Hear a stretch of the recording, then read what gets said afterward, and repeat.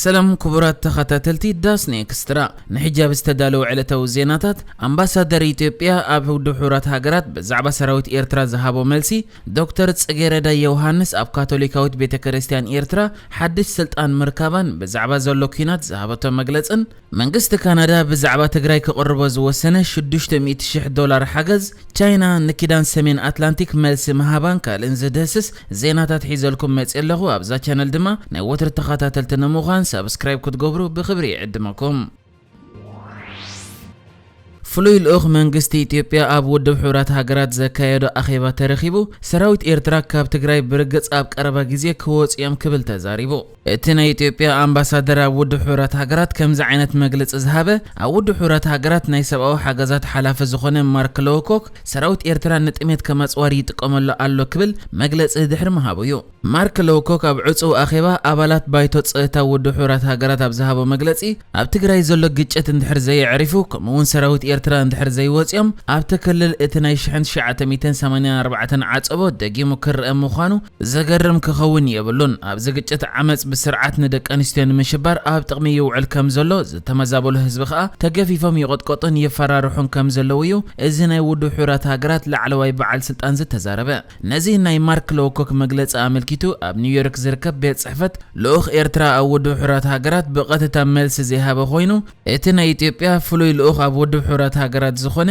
ኣምባሳደር ታየ ኣጽቀስላሴ ኣምደ ኣብ ዝሃቦ መልሲ ናይ ሰራዊት ኤርትራ ምውጻእ ናይ ቴክኒካውን ቅጥዓውን ሕቶ ይምበር ከምናትና ተጽቢት ብርግጽ ኣብ ቀረብ እዋን ክወጽዮም ክብል ድሕርቲ ዝነበረ ኣኼባ ንማዕከና ዜና ዓለም ኣብ ዝሃቦ መልሲ ዝተዛረበ ሓላፊ ሰብአዊ ሓገዛት ውድብ ሕቡራት ሃገራት ዝኾነ ማርክ ሎኮክ ኣብቲ ብጉዳይ ትግራይ ዘተኽግበር ኣየርላንድ ዝጸውዓቶ ናይ ባይቶ ጸታ ውድብ ሕቡራት ሃገራት ኣኼባ መግለጺ ዝሃበ ኮይኑ እቲ ናይ ኢትዮጵያ ኣምባሳደር ከኣ ነዚ ናይ ውድብ ሕቡራት ሃገራት ሓላፊ ዝሃቦ መግለጺኡ መልሲ ክህብ ዝተራእየ እዚ ከምዚ ኢሉ እንከሎ ድማ ናይ ኣየርላንድ ኣምባሳደር ኩሉ እቲ ዘሎ ምልክታት ኣብ ትግራይ ከቢድ ሰብአዊ ቅልውላዊ ዝእንፍት ዘሎ ክትብል እንከላ ኣምባሳደር ዓባይ ብሪጣንያ ኣብ ውድብ ሕቡራት ሃገራት ዝኾነት ባርባ ውድዋርድ ድማ እቲ ዘሎ ጥሜት ብሰኣን ማይ ወይ ድማ ኣንበጣ ዝተፈጥረ ኣይኮነን ብሰንኪ ኣብ ስልጣን ዘለዎ ሓለፍቲ ዝወሰደዎ ውሳነ ይዘጋጥም ዘሎ እዚ ማለት ከዓ እዞም ኣብ ስልጣን ዘለዉ ነቲ ስቃይ መወዳእታ ክገብርሉ ይኽእሉ እዮም ክትብል እቲ ባይቶ ጸታ እጃሙ ከበርክት ያጸዊዓ ማዕከን ዜና ሮይተርስ ጸብጺዋቶ ከም ዘላ ከዓ ኣባላት ባይቶ ጸታ ውድብ ሕቡራት ሃገራት ዝኾነ ምዕራባውያን ሃገራት በቲ ቻይናን ሩስያን ዝገብርኦ ዘለዋ ምትዕንቃፋት ሕጉሳት ከም ዘየለዋ ያገሊጻ ኣብ ኤርትራ ዶክተር ጽጌረዳ ዮሐንስ ዋና ጸሓፊት ኮንፈረንስ አቡነታት ካቶሊካዊት ቤተክርስቲያን ኤርትራ ብምዃን ከም ዝተመርጸት ተገሊጹ ኣብ ኤርትራ ናብዚ ደረጃ ስልጣን ዝበጽሐት ናይ መጀመርታ ድንግል ኮይና ዘላ ዶክተር ጽጌረዳ ዮሐንስ ነቲ ሕጂ ተረኪባቶ ዘላ ስልጣን ድሕሪ ምቕባላ መስማዕ ካና ዜና ኣብ ዝገበሮ ተርክብ ንሳ ወትሩ ብናይ ንጉስ ሰሎሞን ጥበብ ከም እትምሰጥ ንጉስ ሰሎሞን ንጉስ ምስኮነ ንኣምላኽ ሓይልን ሃብትን ዘይኮነ ጥበብን መስተውዓልን ክህቦ ከም ዝሓተተ ብምግላጽያ ንሳ እውን ኣብዚ ሕጂ ተረኪባቶ ዘላ ስልጣን በግቦ ንምግልጋል ንኣምላኽ ጥበብ ከም እትሓተያ ተዛሪባ ካብዚ ቀጺላ ዶክተር ጽጌረዳ ዮሐንስ ብዛዕባ ዘሎ ውግእ ተሓቲታ መልሲ ኣብ ዝሃበተሉ ግዜ ቃል ብቃሉ እዚ ናይ ኤርትራን ኢትዮጵያን ኩናት ዘይውዳእ ጸገም ኮይኑ እዩ ዘሎ ናይ ኤርትራ አቡነታት ካቶሊካዊት ቤተክርስቲያን ከኣ ነዚ ኩናት ካብ መጀመርታ ብዕሌት ተቃዊሞም እዮም መራሕቲ ናይ ዘንክልተ ሃገራት ከኣ ነዚ ዘሎ ሽግር ብሰላማዊ መንገዲ ክፈትሑ እዮም ጸዊዖም ይኹን እምበር ብሕጂውን መጽናዕቲ ክንገብር ፈቲና ብኸመይ ህዝብታት ናይ ዘንክልተ ሃገራት ይዕረቕ ክንድህሲሲና ብምባል ካቶሊካዊት ቤተክርስቲያን ኤርትራ ነቲ ኩናት ዘለዋ ተቃውሞ ገሊጻላ ከምዚ ዝከር እዚ ኩናት ክጅምር እንከለውን ካቶሊካዊት ቤተክርስቲያን ኤርትራ ኣብ ዘውጻቶ መግለጺ ነቲ ኩናት ኮኒና ሽግራት ብሰላማዊ መንገድ ክፍታሕ ጸዊዓ ነይራ እዚ ሕጂ ሓድሽ ስልጣን ተረኪባ ዘላ ዶክተር ጽጌረዳ ዮሐንስ ቀድሚ ሕጂ ኣብ ዩኒቨርሲቲ ኣስመራ ከምኡ ድማ ድሕሪኡ ኣብ ኮሌጅ ማይ ነፍሒ ከም መምህር ኮይና ሰሪሓ ትፈልጥ እያ መንግስት ካናዳ ኣብ ትግራይ ዝተፈጸመ ከቢድ ጥሕሰት ሰብአዊ መሰላትን ካልእ በደላትን ንምርማር ኣብ ዝግበር ጻዕሪ ፋይናንሳዊ ሓገዝ ከበርክት ከም ዝኾነ ኣፍሊጡ እዚ ይኹን እምበር ካናዳን ኣሜሪካ ተኸቲላ ኣብ ልዕሊ ኤርትራን ኢትዮጵያን እገዳ ከተጽንዕ ዲ ኣይኮነትን ክሳብ ሕጂ ከም ዘይወሰነት ዘላ ተገሊጹ በዚ ኸኣ ካናዳ ነቲ ቤት ጽሕፈት ውድብ ሕቡራት ሃገራት ናይ ኢትዮጵያ ጨንፈር ሰብአዊ መሰላትን ብሓባር ዝግበር ምጽራያት ንምድጋፍ ኣስታት $600,000 ፋይናንሳዊ ሓገዝ ክትገብር ኮይና ፓትሪሻ ስኪነር ዝተባህለት በዓል ስልጣን ስልጣን ካናዳ ኸኣ ጉልጽነት ከምኡውን ወገን ዘይሓዘ መርመራ ክህሉ ኣገዳሲ ከም ዝኾነን እቲ መርመራ ኸኣ በደለኛታት ዝሕተትሉ መንገዲ ዝፈጥር ከም ዝኾነ ገሊጻ ብጀካዚ እውን ነዛ በዓልቲ ስልጣን ካናዳ በቲ ተፈጺሙ ዝበሃል ገህሰት ሰብኣዊ መሰላት ኣመና ተሻቂላ ከም ዘላ ግን እቲ ሃገር ንእገዳ ብቐሊል ትርእዮ መሳርሒ ስለ ዘይኮነ ከምኡ ድማ እገዳ ምግባር ፍትሓዊት ውፅኢት ዘለዎ እገዳ ክትግበር እትደሊ ከም ዝኾነት ብምግላጽ ከሳብ ሕጂ በዛዕባ እገዳ ዝተወሰነ ዝኾነ ስጉምቲ ከም ዘየለ ኣፍሊጣ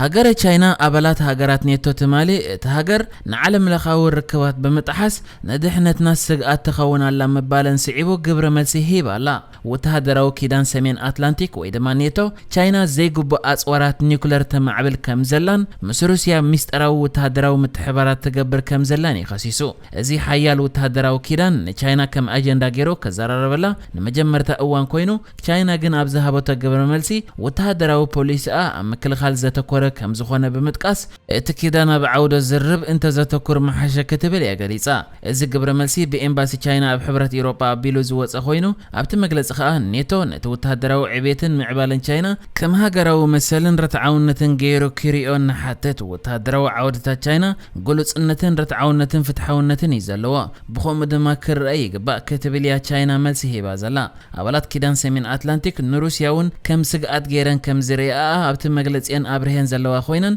ፕሬዝደንት ኣሜሪካ ጆ ባይደን ከኣ ምስቲ ክነቕፎ ዝቐነየ ፕሬዝደንት ሩስያ ቭላድሚር ፑቲን ሎሚ ኣብ ጀኔቫ ተራኺቡ ክዝቲ ምዃኑ ተገሊጹሎ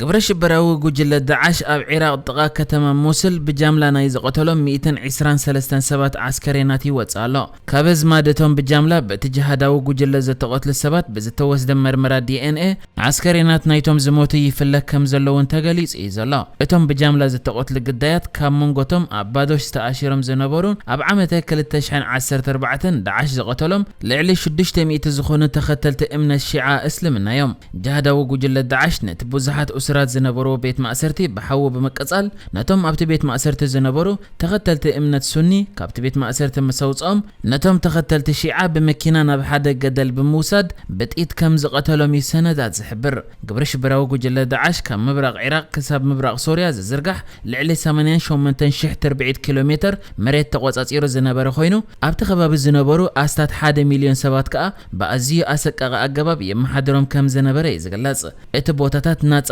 ወጽእ ምስ ጀመረ እቲ ጅሃዳዊ ጉጅለ ኣብ ልዕልቶም ነበርቲ ብዘይ ፍርዲ ቅትለት ምስቃይ ብስሕለት ምሕራድን ብሄርን ሃይማኖትን ዕላማ ብምግባሩን መቕታል ይፍጽም ከም ዝነበረን ከምኡውን ኣብ ልዕሊ ህፃናትን ደቂ ኣንስትዮን ጾታዊ ዓመጻት ብምክያድ ኣዝዩ ከቢድ ዝኾነ ጥሕሰት ሰብኣዊ መሰላት ከም ዝፈጸመ ክፍለጥ ይተኻኢሉ ኣብ ኢራቅ ጥራይ ልዕሊ 12,000 ዓስከሬናት ዝተረኽቦ ልዕሊ 200 ጃምላዊ መቃብራት ከም ዝተረኽበ ውድብ ሕቡራት ሃገራት ይሕብር نحجز تدالو الزيناتات ازينيرو بكالك ساب نرغب سلام نعخم